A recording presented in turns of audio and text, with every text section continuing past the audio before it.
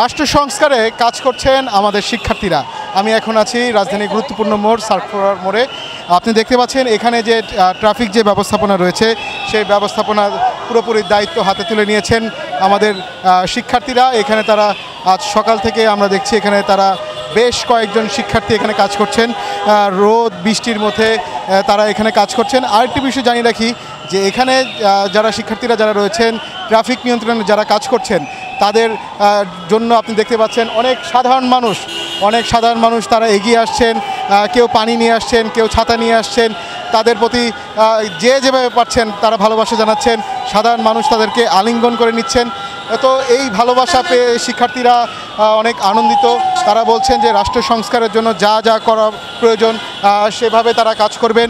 এবং আরেকটি বিষয় আমি একটু জানাতে চাই, এখন শুধু এই কারণ বাজার মোড় না, পুরো ঢাকা শহর সহ সারা দেশ জুড়ে আমরা যেটি দেখেছি যে বিভিন্ন ওয়ার্ড বা জেলা পর্যায়ে আমরা যেটি খবর পেয়েছি যে শিক্ষার্থীরা তারা মাঠে নেমেছেন এবং নগর সহ পাড়া মহল্লা পরিষ্কার পরিচ্ছন্নতার জন্য যা যা করণীয় তারা সেই কাজগুলো তারা নিজ হাতে তুলে নিয়েছেন এবং সেই দিক থেকে তারা ঐক্যবদ্ধভাবে কাজ করছেন।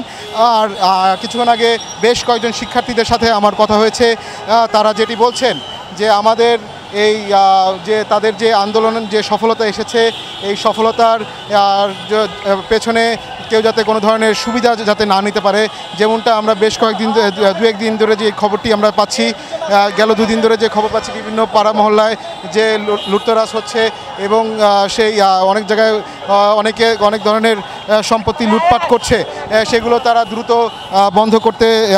বন্ধের জন্য আহ্বান জানিয়েছেন এবং সবাইকে ঐক্যবদ্ধভাবে কাজ করার জন্য তারা বলছেন। এবং যারা পাড়া মহল্লায় কোনো অনাকাঙ্ক্ষিত পরিস্থিতি সৃষ্টি করার চেষ্টা করছেন তাদেরকে ঐক্যবদ্ধভাবে রুখে দেওয়ার জন্য তারা আহ্বান জানিয়েছেন। এবং তারা বলছেন যে আমাদের এই যে রাষ্ট্রীয় যে সম্পদগুলো রয়েছে সেগুলো যাতে কেউ কোনো ধরনের ক্ষয়ক্ষতি না করে, এই সম্পদগুলো আমাদের এবং সেটি রক্ষার জন্য যা যা করণীয় সেগুলো করা হবে।